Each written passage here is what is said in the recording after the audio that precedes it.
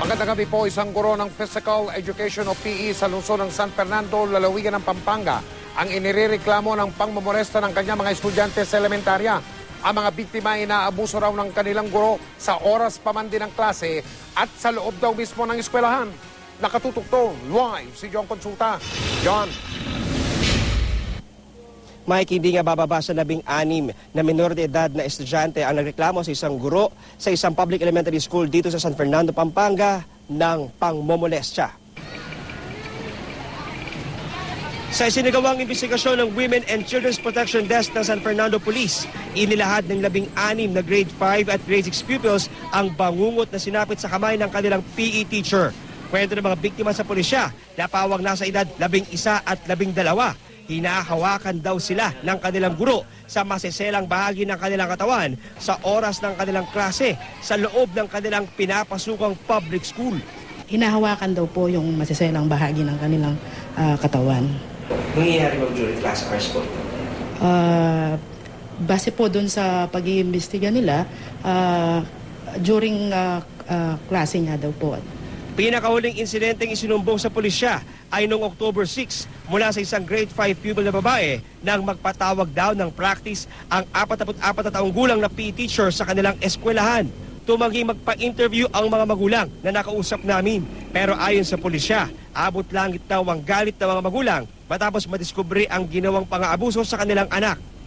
Pwede po doon sa sinasabi nilang hinahawakan sila, pwede po siyang kasuhan doon sa Acts of Lasciviousness in relation to Republic Act 7610.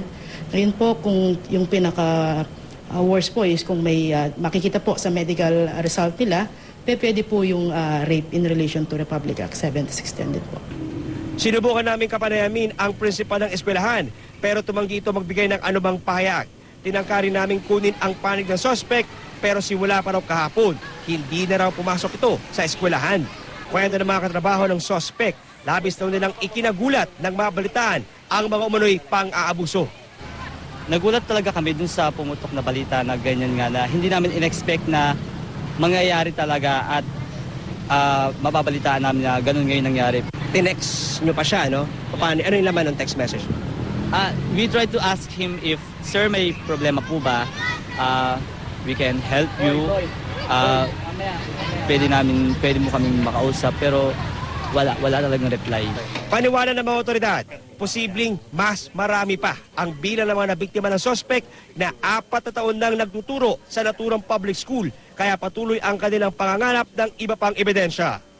Dito po sa mga parents, sa mga magulang na nag-aaral dito sa school na to, we encourage youth na tanungin po natin yung mga anak natin, especially yung mga babae, kung merong ginawa o may paglabag sa kanilang karapatan itong teacher na to para po makunan po natin ng statement at the same time isama po natin sa demanda.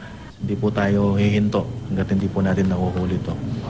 Sa ngayon nga, Mike, ay sumasailalim sa medical examination itong mga estudyante na biktima raw ng nasabing guro at ayon pa sa mga otoridad ay magkasagawa rin daw ng psychological therapy at counseling para daw maibsan ang traumang iniinda ngayon ng mga nabiktimang estudyante. Mike? Maraming salamat, John Consulta.